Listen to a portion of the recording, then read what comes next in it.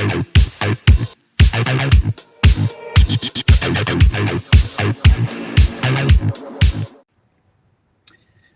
boxing fans around the world. Thank you once again for joining me on Talkin Fight as I discuss the news and headlines from around the world as they pertain to the boxing community. Let me start off with a fun little story about Clarissa Shields. Clarissa Shields has a street she grew up on, honorably named after her. Salida Promotions congratulates fighting superstar Clarissa Shields for having the street she grew up on in Flint, Michigan, honorarily dedicated in her name by City of Flint Mayor Sheldon Neely. Last Sunday, Shields, who's 26 years old, was presented the accolade, which turned Spencer Street into Clarissa Shields at Her Joy Tabernacle Church, where Shields was a guest speaker. Mayor Neely says he's overjoyed to be able to bestow the honor on the city's fighting legend and says the next steps are to determine if it will be a ceremonial name change or an official name change. Ceremonial would mean adding Shields' name to the existing name, and official would mean the removal of the existing street name and replacing it with Shields' name. The mayor quotes, Clarissa continues to make us all proud while exemplifying what it means to be a true champion. She has accomplished so much, remains connected to this community, and we just want to honor her. This street dedication is well-deserved. As we all know, Shields is 11-0 with 2 knockouts, as a 2-time Olympic gold medal winner, 3-division professional boxing champ, the first fighter, male or female, to unify championships in 2 divisions, and the fastest boxer in history to win titles in 3 different weight divisions. And she says this award is especially touching for her. Quote, I could not be happier today, y'all, says Shields on Twitter. I had a great time at church, so thankful to everyone who came out to worship with me today. I was surprised by the mayor of Flint. The street I grew up on, Spencer Street, is being named after me, Clarissa Shields Street. My grandma would be so proud. I delivered a great message today. I feel so special. I'm overjoyed. Congratulations to Clarissa Shields. On to more serious news out of the WBA. After a thorough analysis of each division, the WBA has announced several mandatory fights and box-off between selected fighters. While the interim championships are no longer in effect and the interim title fights that have been approved will now be eliminator fights, the WBA has also announced a number of mandatory and box-off fights between selected fighters. The resolution explains the rules on which the body relies to make the recent decisions. First, it cites Rule C-14, which states that both fighters and promoters must know the rules of the WBA in addition to the resolutions or decisions of the committees. Rule C-69 states that the Championships Committee may select a mandatory challenger for each division, or it may be done via elimination fights. The selection may be subject to conditions, but generally, the highest rated boxer in the division or the regional champion ranked in the top 5 will qualify to be named an official contender, unless he is not available to fight. On the other hand, Rules C-30 and C-31, which are related, state that the chairman of the Championships Committee may notify the 2 highest available contenders or the highest ranked regional champions, or a combination thereof, of their obligation to fight an elimination bout. Alternatively, a box-off between 4 ranked boxers may be ordered to determine the official challenger in a category. Wow. Rule C-33, which shall be expressly applicable, states that if a boxer refuses to participate in a mandatory fight, an elimination bout, or a box-off, his title becomes vacant, or he may be demoted or eliminated from the rankings. In other WBA news, they have announced that Gary Shaw is the new Chief of Staff. Gary Shaw was named Chief of Staff of the World Boxing Association Directorate and advisor to the pioneer body's president, Gilberto Jesus Mendoza. The appointment was announced during the online press conference with the WA welterweight super champion, Joshua-Usyk, where Shaw was present along with Mendoza to make the appointment official. Shaw is a man of boxing who has done great things from various roles on the world stage. He comes to the WA as an experienced figure who will bring his knowledge to guide the body in its current goals and in the systematic development of the sport. The WBA celebrates the arrival of the American to its ranks, and everyone in the team is eager to work hand in hand with a great connoisseur of the sport as he is. In other news, apparently it was a historic night in Brazilian boxing when 3 WBC Ficonsur titles have been announced. Last Saturday, a historical card was held in the city of Mogi Mirim, Sao Paulo, Brazil. For the first time, 3 WBC Ficonsur titles were contested on the same evening, plus one more WBC Latino title. The event welcomed the eternal champion Edor Jofre El Gallo de Oro, the first WBC World Bantamweight champion in 1963 and WBC World Featherweight champion in 1973. It featured a total of 7 title fights, including Brazilian CNB titles, plus WBC titles of the main fights. And for the first time, Brazilian television broadcast the 7 title fights live, a milestone for boxing. Brazil, sorry about that. In the main fight, we had Yamaguchi Falco Gucci versus Gilberto Puero dos Santos Yaruba. And it goes on. You'll see all this information listed courtesy of our partners, boxing247.com, under the headline of a historic night in Brazilian boxing, 3 WBC Ficonsur titles results. Check that story out to find out who all fought that night and how they fared. Great article, great for Brazilian boxing, great for boxing in general. Next up, we have some news on the Joshua-Usyk fight. Let me read. Details of the supporting cast to Anthony Joshua's huge IBF, WBA, WBO, and IBO heavyweight world title showdown with Alexander Usyk at Tottenham Hotspur Stadium on Saturday, September 25th, have been confirmed. The heavyweight division's biggest attraction, plus his unified crown on the line once more against former undisputed cruiserweight world champion and pound-for-pound star Usyk, live on Sky Sports Box Office in the UK and Ireland and on DAZN in over 170 countries and territories worldwide.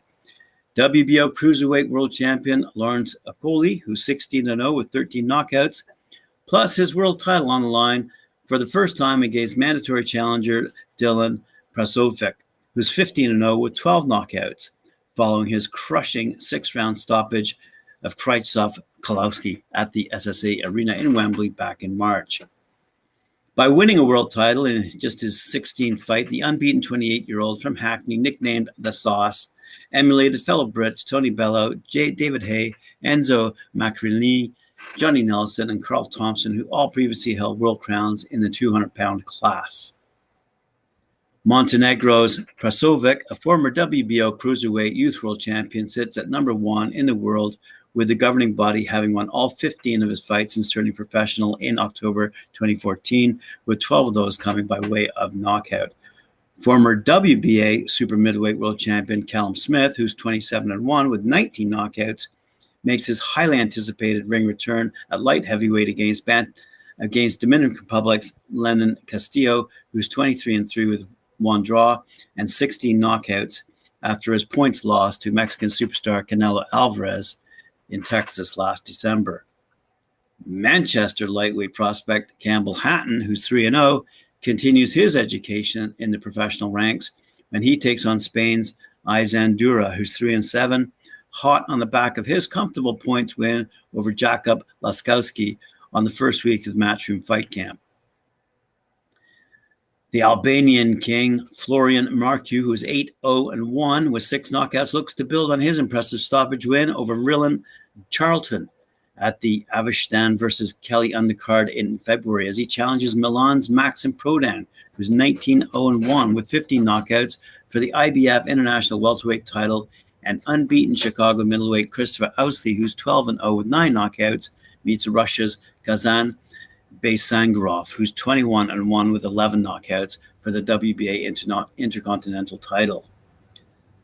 Adam Smith, head of boxing development for Sky Sports, said, Joshua versus Usyk will be an unmissable evening of action, with Lawrence Akoli, Callum Smith, and Campbell Hutton all featuring on a bumper bill at Tottenham's Hotspur Stadium, live on Sky Sports box office. We've followed Lawrence Okolie's career since the start, and he'll be determined to light up North London with an explosive defense of his WBO cruiserweight belt. Callum Smith is on a collision course with new world title rivals, having joined the light heavyweight division, and Campbell Hutton continues his journey up the pro ranks with the help of Matthew and Ricky Hatton. AJ and Usyk then take center stage as two Olympic gold medalists collide in the capital in a hugely important world heavyweight title clash. End quote. There you have it. It's interesting to note on the undefeated side of things, we have a young lady by the name of Kim Clavel, who's 13-0. She's facing off against Maria Soledad Vargas in Montreal this Saturday. Yep. In the first main event of her career this Saturday, NABF champion Kim Clavel will face Mexican Maria Soledad Vargas from Mexico at the IGA Stadium in Montreal. Vargas, who's 15-3-1 with one knockout, represents the greatest challenge for Clavel in her career, as this 10-round duel is for the prestigious WBC Silver Light Flyweight title, for which coaches Danielle Bouchard and Stephanie LaRouche have achieved great work in preparation. Vargas is undefeated in her last 8 fights since 2017. In 2019, she faced WBC 105-pound champion Fabiana Baitiga, who's 17-0-1 with 5 knockouts in the Czech Republic, and they drew in a great fight in bantamweight. Also featured during this great comeback of international boxing in Montreal, world contender Mikhail Zuski, who's 34-2 with 23 knockouts, against Dylan El Tremendo Loza, who's 15-4-1 with 9 knockouts from Mexicali. Solid Sebastian Bouchard, who's 18-1-1 with 8 knockouts, versus the experienced Cleotis Pendarvis, who's 21-8-2 with 9 knockouts from Los Angeles. Powerful Marie-Pierre Huil, who's 3-0-1 with 1 knockout, versus Janet Jacara Zapata, who's 2-3-0 of Mexico, and talented heavyweight Alexis Barriere, who's 2-0 with 2 knockouts, against Angel Baron, who's 1-1 with 1 knockout, as well as Dilzon Belfon, who's 2-0 with 2 knockouts, and pro debuting Pitar Gabrielovic from Granby. Presented in association with Lee Baxter Promotions, the Under the Stars event welcomes another quality boxer as the excellent and undefeated Maslam Akdanez, who's 13-0 with 7 knockouts of Montreal, will face Ricardo Diaz Nunez, who's 8-5-1 with 1 knockout out of Baja California, Mexico, in an 8-round super lightweight bout. Akdanez is known to consistently stand and deliver spectacular fights with his uncompromising aggressive style. It will be his 3rd fight in 2021, having won his last 2 fights in Colombia at the start of the year. Good for him. Alrighty, last story. Again, dealing with Kim Clavel and Maria Soledad Vargas. It's called Boxing Under the Stars. It's Saturday, August 28th at the IGA Stadium. It's the main event, the vacant WBC Silver Female Light Flyweight Championship. Sees Kim Clavel 13-0 against Maria Vargas, who's 15-3-1 with 1 knockout. The co-feature into the super welterweight division, Zuski of Trauvier against Loza of, as I said, of Mexicali, Baja California, Mexico. In the female welterweight division, Marie Huil out of Terrebonne, Quebec, goes up against Jeanette Zapata out of Villa de Puertocitos, Mexico. And in the heavyweight division, we see Alexis Barriere of Richelieu, Quebec, going up against Angel Baron out of Sonora, Mexico. In the super lightweight division, as I said earlier, Maslam Akdanez of Montreal goes up against Giovanna Martinez out of Mexico. In the heavyweight division, Samuel LaJoy Deru is his pro debut out of Montreal, going off against Patrick Lafleur out of Sherbrooke, Alberta, Canada.